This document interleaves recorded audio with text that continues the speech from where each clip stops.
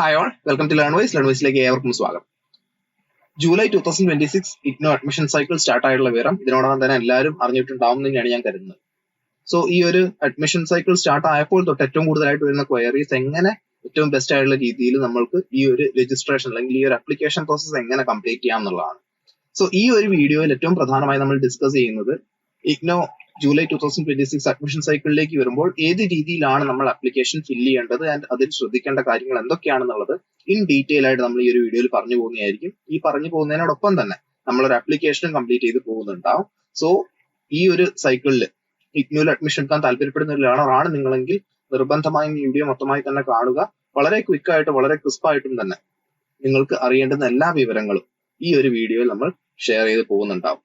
So ഒരിക്കൽ കൂടെ Learnwise YouTube channel ആരെങ്കിലും ഒക്കെ തന്നെ ഇനിയും സബ്സ്ക്രൈബ് ചെയ്യാനുണ്ടെങ്കിൽ എത്രയും പെട്ടെന്ന് സബ്സ്ക്രൈബ് ചെയ്യുക. നിങ്ങൾക്ക് ഇഗ്നോ റിലേറ്റഡ് ആയിട്ടുള്ള ഒരു മാറ്റേഴ്സും അറിയാതെ പോകുന്നില്ല എന്നുള്ളത് അതിലൂടെ എൻഷുർ ചെയ്യാൻ സാധിക്കുന്നതാണ്.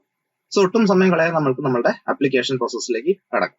ഇഗ്നോ ജൂലൈ 2026 അഡ്മിഷൻ സൈക്കിളിൽ നമ്മൾ വ്യത്യസ്ത കോഴ്സുകൾക്കായിട്ട് രജിസ്റ്റർ ചെയ്യാൻ ആഗ്രഹിക്കുന്നുണ്ടെങ്കിൽ ആദ്യം തന്നെ ചെയ്യേണ്ടത് ഗൂഗിളിൽ കയറുക, ഇഗ്നോ അഡ്മിഷൻ എന്നുള്ളത് സെർച്ച് ചെയ്യുക. സെർച്ച് ചെയ്ത് കഴിഞ്ഞാൽ ഇങ്ങനെ ഒരു ഓപ്ഷൻ ആണ് വരിക, അല്ലെങ്കിൽ ഇങ്ങനെയുള്ള മൾട്ടിപ്പിൾ ലിങ്ക്സ് വരും. അതിൽ ആദ്യം കാണുന്ന ലിങ്ക് തന്നെ ക്ലിക്ക് ചെയ്യുക. ക്ലിക്ക് ചെയ്ത് കഴിഞ്ഞാൽ ഈ ഒരു വിൻഡോയിലേക്കാണ് നമ്മൾ എത്തുക.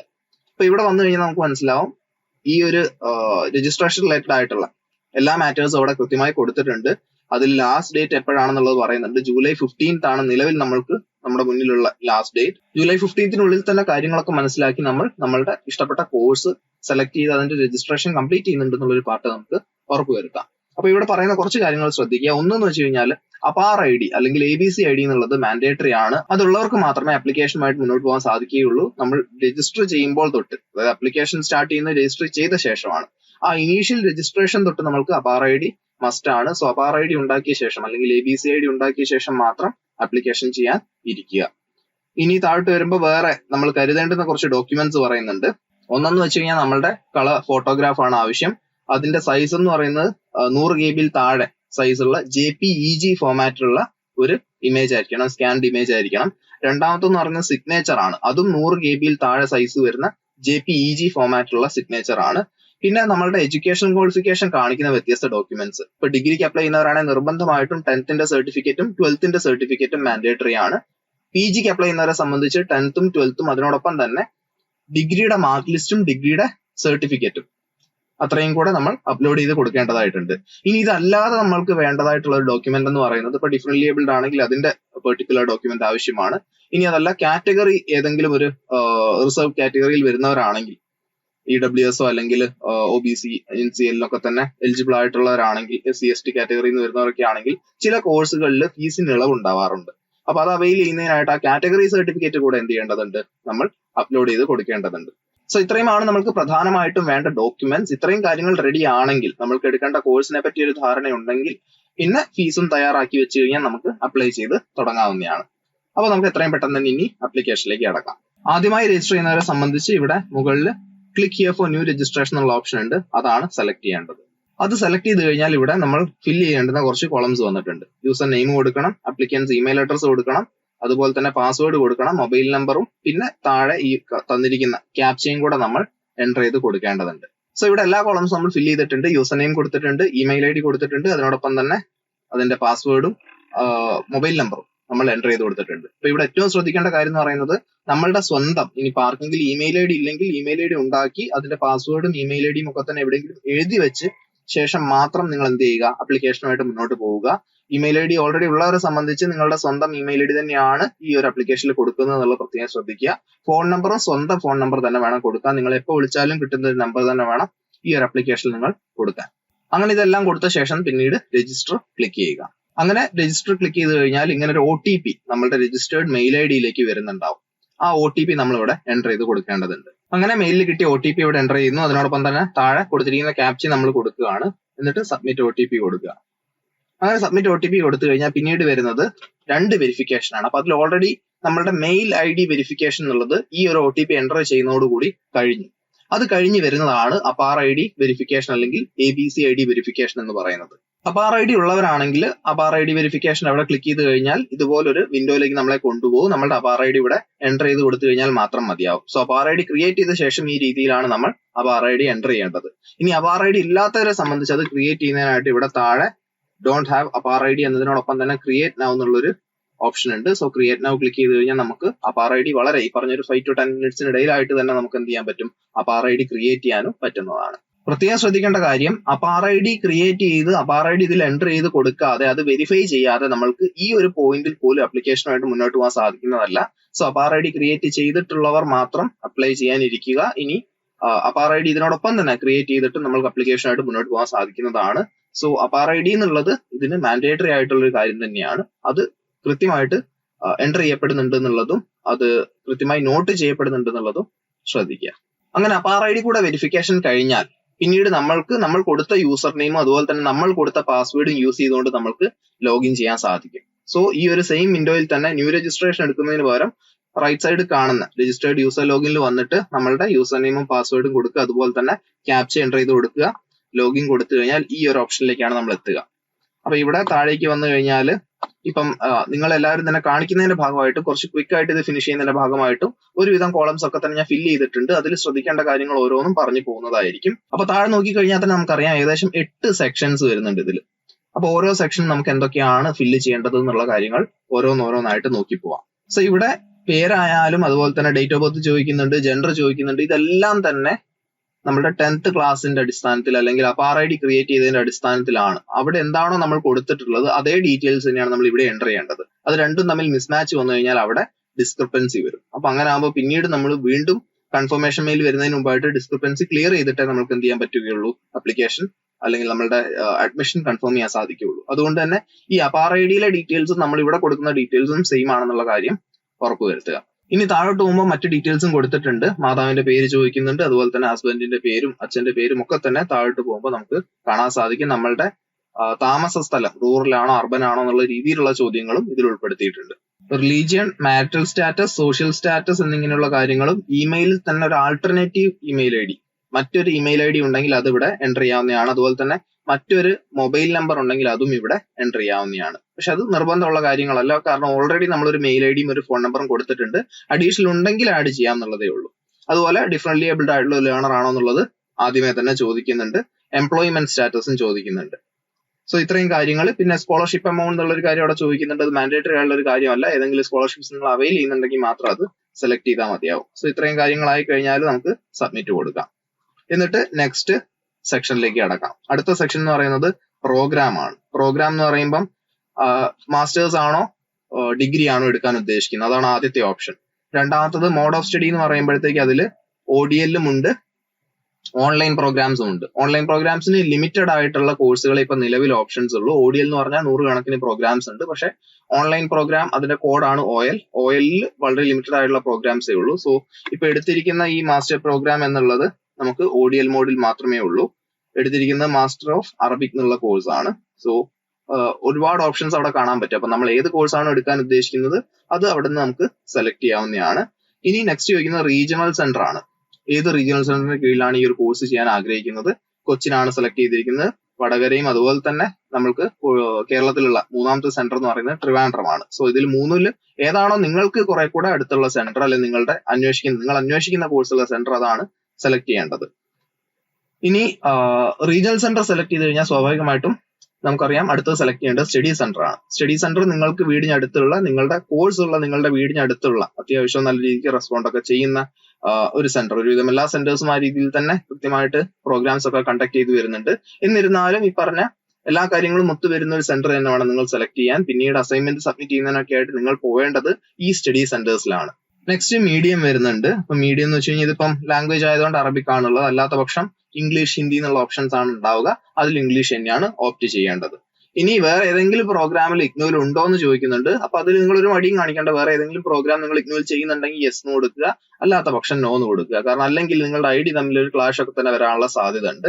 എൻറോൾമെന്റ് നമ്പർ ഒക്കെ തന്നെ തരുന്ന സമയത്ത് മേ ബി അതൊരു ഇഷ്യൂ ആയി വന്നേക്കും. അതുകൊണ്ട് നിങ്ങൾ മറ്റു കോഴ്സുകൾ ചെയ്യുന്നുണ്ടെങ്കിൽ കൃത്യമായിട്ട് അത് ചെയ്യുന്നുണ്ട് എന്നുള്ളത് തന്നെ, യെസ് എന്നുള്ളത് തന്നെ ഓപ്ഷൻ എടുക്കുക. അത് ഒരേ സമയം 2 കോഴ്സ് ചെയ്യുന്നത് ഇഗ്നോയിൽ ഒരു പ്രശ്നമുള്ള കാര്യമല്ല. അതുകൊണ്ട് അത് കൃത്യമായിട്ട് സത്യസന്ധമായിട്ട് തന്നെ ആൻസർ ചെയ്യുക.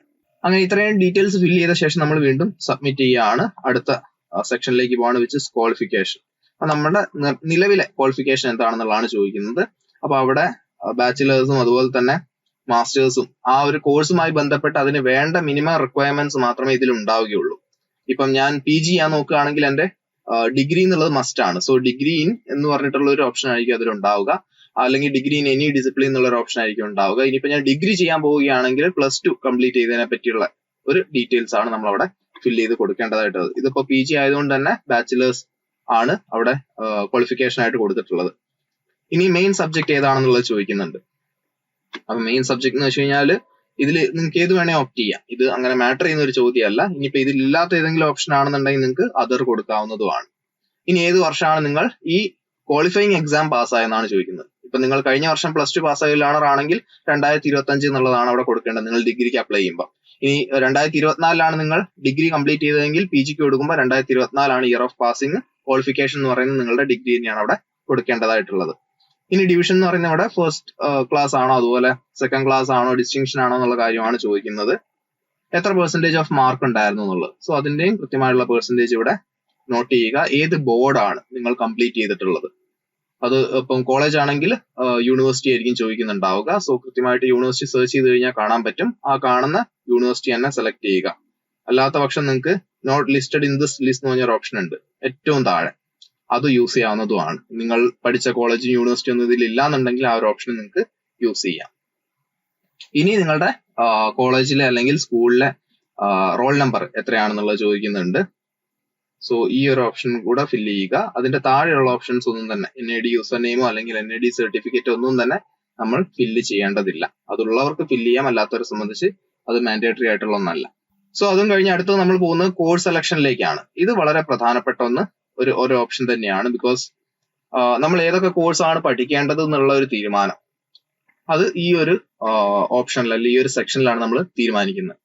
അപ്പൊ ഇതിൽ ഒന്നെന്ന് വെച്ച് കഴിഞ്ഞാൽ ചില കോഴ്സുകൾക്ക് മാൻഡേറ്ററി ആയിരിക്കും. 4 പേപ്പർ എടുക്കുകയാണെങ്കിൽ 4 പേപ്പറും നിർബന്ധമായിട്ട് നിങ്ങൾ പഠിക്കേണ്ട കോഴ്സുകളായിരിക്കാം. പക്ഷെ ചില കോഴ്സുകൾ എന്ന് പറഞ്ഞു കഴിഞ്ഞാൽ നിങ്ങൾക്ക് 3 പേപ്പർ മാൻഡേറ്ററി ആയിരിക്കും, 2 പേപ്പർ എലക്റ്റീവ് ആയിട്ട് എടുക്കേണ്ടതായിട്ട് വരും.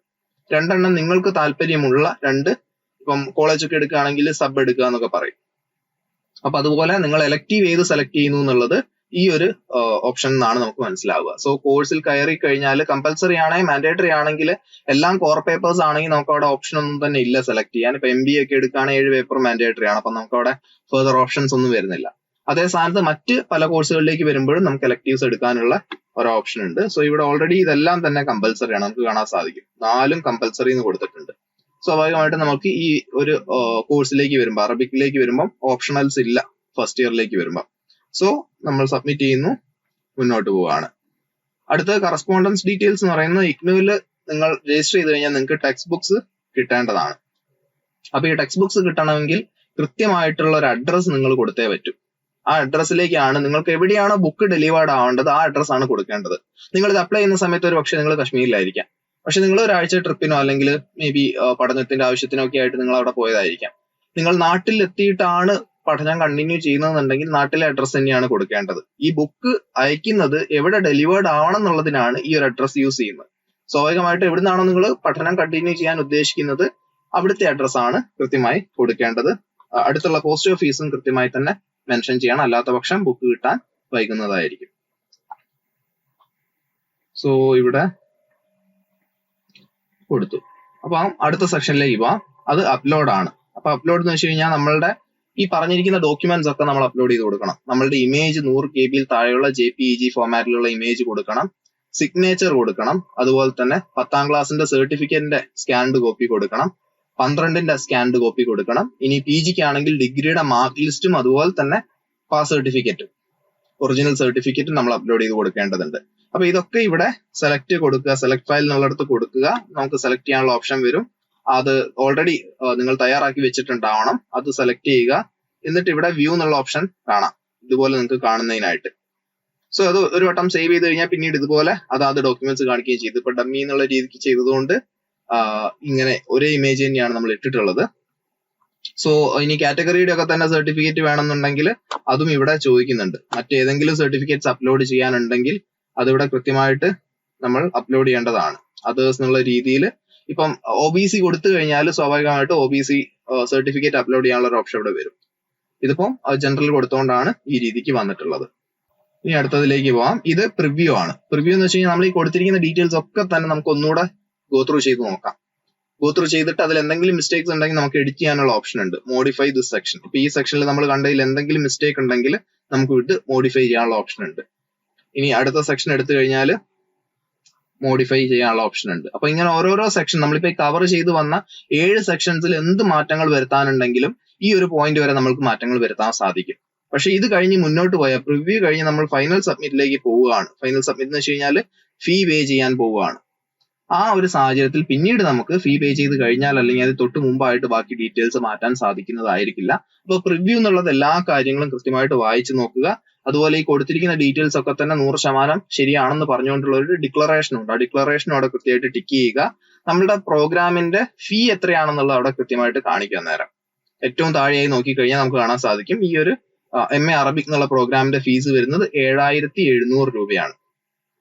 ഇനി ഇതിനിടയിൽ ഒരു ഓപ്ഷൻ കൂടിയുണ്ട്. നമുക്ക് ടെക്സ്റ്റ് ബുക്ക് കിട്ടാതെ നമുക്ക് ഓൺലൈൻ ആയിട്ടുള്ള മെറ്റീരിയൽസ് യൂസ് ചെയ്യാനുള്ള ഒരു ഓപ്ഷൻ ഉണ്ട്. അങ്ങനെ ആകുമ്പോൾ ഫീസിൽ ഒരു 15% റിഡക്ഷൻ ഉണ്ടാവാറുണ്ട്. പക്ഷേ 99% ഓഫ് ലേണേഴ്സ് എന്ന് പറയുന്നത് ബുക്സ് ഓപ്റ്റ് ചെയ്യാറുണ്ട്. ബുക്സ് വെച്ച് തന്നെയാണ് അവർ പഠിക്കാറുള്ളത്. സോ ആ ഒരു ഓപ്ഷൻ കൂടെ നിങ്ങൾക്ക് ഓപ്റ്റ് ചെയ്യാം. അത് ഇതിനു മുമ്പേ തന്നെ നിങ്ങൾ ഓപ്റ്റ് ചെയ്യേണ്ടുന്ന ഒരു ഓപ്ഷനാണ്. അപ്പൊ ഇത്ര എമൗണ്ട് ആണ് പറഞ്ഞിട്ടുള്ളത്. ഇനി accept and proceed four payment കൊടുത്തു കഴിഞ്ഞാൽ നമ്മളെ പേയ്മെന്റ് ഗേറ്റ് വേയിലേക്ക് കൊണ്ടുപോകുന്നതാണ്. സോ ഇവിടെ വന്നു കഴിഞ്ഞാൽ നിങ്ങൾക്ക് IDBI അല്ലെങ്കിൽ HDFC ചൂസ് ചെയ്യാം. ഇതിൽ കയറി കഴിഞ്ഞാൽ നിങ്ങൾക്ക് credit card, debit card, UPI, net banking ഈ 4 ഓപ്ഷൻസ് യൂസ് ചെയ്തുകൊണ്ട് നിങ്ങളുടെ പേയ്മെന്റ് നിങ്ങൾക്ക് കംപ്ലീറ്റ് ചെയ്യാവുന്നതാണ്. അങ്ങനെ പേയ്മെന്റ് കൂടെ ചെയ്ത് കഴിയുമ്പോൾ നിങ്ങൾക്ക് പേയ്മെന്റ് സ്ലിപ്പ് വരും. അതുപോലെ തന്നെ ആപ്ലിക്കേഷന്റെ ഒരു കോപ്പി എടുക്കാനുള്ള ഓപ്ഷൻ കൂടെ മുന്നിലുണ്ടാവും. സോ അത് രണ്ടും എടുത്തു വെക്കുക. ആപ്ലിക്കേഷന്റെ കോപ്പി എടുത്തു വെക്കണം. അതുപോലെ തന്നെ പേയ്മെന്റിന് ശേഷം പേയ്മെന്റ് റെസീറ്റും കൃത്യമായിട്ട് എടുത്തു വെക്കുക. അപ്പൊ ഇത്രയുമാണ് പ്രധാനമായിട്ട് പറയുകയാണെങ്കിൽ നമ്മളുടെ ഇഗ്നോയിലേക്ക് വരുമ്പോൾ ഒരു ഡിഗ്രി കോഴ്സിനോ PG കോഴ്സിനോ അപ്ലൈ ചെയ്യുമ്പോൾ ശ്രദ്ധിക്കേണ്ട കാര്യങ്ങൾ. അപ്പൊ അതിൽ എടുത്തു വെക്കേണ്ട ഡോക്യുമെന്റ്സ് എന്തൊക്കെയാണെന്നുള്ളതിൽ ക്ലാരിറ്റി വന്നു. ഫീസ് എന്ന് പറയുന്നത് ഏകദേശം ഈ ഒരു എമൗണ്ട് തന്നെയാണ് വരിക. ഒരു 5000-ന്റെയും ഒരു 8000-ന്റെ ഇടയിലായിട്ടുള്ള എമൗണ്ട്സ് ആണ് വരിക. ഇനി പ്രാക്ടിക്കൽ ഒക്കെ വരുന്ന കോഴ്സുകളെ സംബന്ധിച്ച് കുറച്ചുകൂടെ ഫീസ് കൂടാറുണ്ട്. ഇപ്പൊ MBA പോലുള്ള കോഴ്സുകളൊക്കെ ആകുമ്പോൾ ഏകദേശം 16,500 എന്നൊക്കെ ഉള്ള രീതിക്കുള്ള ഒരു എമൗണ്ട് ആണ് വരിക. അത് ബാക്കി കോളേജുകളെ വെച്ച് നോക്കുമ്പോഴും യൂണിവേഴ്സിറ്റികളെ വെച്ച് നോക്കുമ്പോഴും വളരെ കുറഞ്ഞൊരു എമൗണ്ട് ആണ് കാണുന്നത്. അപ്പം ഈ രീതിയിൽ ഫീസിൽ ഒരു വ്യത്യാസം ഉണ്ടാവും എന്നുള്ളത് ഒഴിച്ചു കഴിഞ്ഞാൽ പ്രൊസീജിയറും പ്രോസസ്സും ഒക്കെ ഇത് തന്നെയാണ്. നിങ്ങൾ ഒരു ആപ്ലിക്കേഷൻ ചെയ്യാൻ കയറുന്ന സമയത്ത് ഈ വീഡിയോ കണ്ട് കൃത്യമായ ധാരണ വരുത്തിയ ശേഷം മാത്രം കയറുക. ഇനി ഇതിലുള്ള ഫർദർ ഡൗട്ട്സും അതുപോലെ തന്നെ ഇഗ്നോയിലെ വ്യത്യസ്ത കോഴ്സുകളെ പറ്റി അറിയുന്നതിനായിട്ടും ലേൺവൈസിനെ പറ്റി കൂടുതലായിട്ട് അറിയുന്നതിനായിട്ടും താഴെ ഡിസ്ക്രിപ്ഷൻ ബോക്സിൽ കൊടുത്തിരിക്കുന്ന ലിങ്കിൽ ക്ലിക്ക് ചെയ്ത് ഞങ്ങളുടെ എക്സിക്യൂട്ടീവുമായി ബന്ധപ്പെടുക. വാട്സാപ്പ് വഴി നിങ്ങൾക്ക് കോൾ ത്രൂ അല്ലെങ്കിൽ മെസ്സേജ് ത്രൂ ബന്ധപ്പെടാവുന്നതാണ്. ആൻഡ് എല്ലാ ഡൗട്ട്സും ക്ലാരിഫൈ ചെയ്ത് വളരെ കോൺഫിഡൻസോട് കൂടി തന്നെ ഇഗ്നോയിൽ നിങ്ങൾ ആഗ്രഹിച്ച ആ ഒരു കോഴ്സ് പെർസ്യൂ ചെയ്യാൻ സ്റ്റാർട്ട് ചെയ്യുക.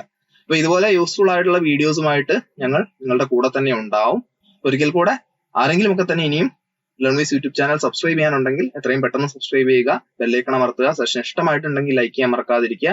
യൂസ്ഫുൾ ആയി തോന്നിയിട്ടുണ്ടെങ്കിൽ നിങ്ങളുടെ സുഹൃത്തുക്കളിലേക്കും പരമാവധി ഷെയർ ചെയ്യുക. സോ മറ്റൊരു യൂസ്ഫുൾ വീഡിയോ ആയിട്ട് വീണ്ടും കാണാം. അതുവരേക്കും